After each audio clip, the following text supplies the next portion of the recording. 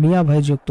গতকালকে আমরা দেখেছিলাম শেখ মাহাদিকে এই রাতের ম্যাচে তিনি টসে জিতে আসলে ডিউ মাথায় রেখেও ব্যাট নিয়েছেন, কারণ একটাই তিনি জানিয়েছেন তার দলে ব্যাটিং অ্যাবিলিটি কম, সো শুরুতেই তারা ব্যাট হাতে ভালো করতে চান, এরপর আটকানোর চেষ্টা করবেন এবং পেরেছিল না।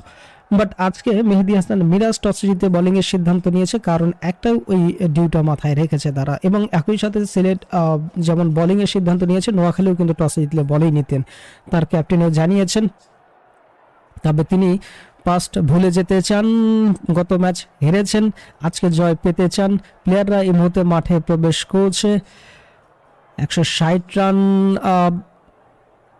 করতে বলে নোয়াখালী নিজেদেরকে সেভ মনে করেন, সৈকত আলী সেটাই বলছেন।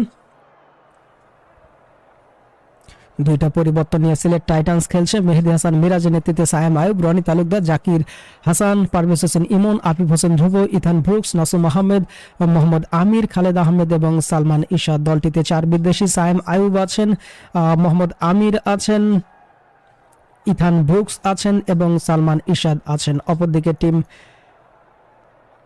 নোয়াখালী এক্সপ্রেস তাদের একাদশে 4 বিদেশি থেকে একজন বিদেশিকে তারা ড্রপ করেছে। আজকে 3 বিদেশি নিয়ে খেলছেন, যেই 3 বিদেশির মধ্যে একজন মাস সাদাকাত, একজন হায়দার আলী এবং ভিন্ন আরেকজন জহির খান। সো সৈকত আলীর নেতৃত্বে মাস সাদাকাত, হাবিবুর রহমান সোহান, সাব্বির হোসেন, জাকের আলী অনিক, হায়দার আলী, মহিদুল ইসলাম অঙ্কন, হাসান মাহমুদ, মেহেদী হাসান রানা, জহির খান এবং রেজাউর রহমান রাজা। 27 ম্যাচে 789 রান আছে, 147 স্ট্রাইক রেটে ব্যাট করেন, 5টা 50 আছে এবং তিনি আসছেন ব্যাট হাতে।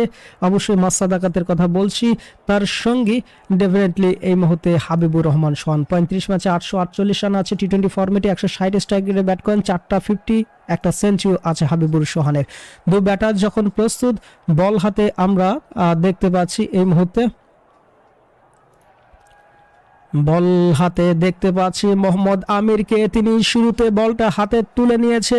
2 ব্যাটার প্রস্তুত, বলার প্রস্তুত, আম্পায়ারের ইশারা আসার সঙ্গে সঙ্গে প্রথম বলটি মাঠে গড়াবে। প্রিয় শ্রোতা বন্ধু যারা দেখছেন, 350 ম্যাচে 409 উইকেট আছে আমিরের, তিনি শুরুতে বলটা হাতে তুলে নিয়েছেন। দারুণ ক্রাউড, গ্যালারি ভর্তি দর্শক, বেশ চিৎকার করছেন তারা,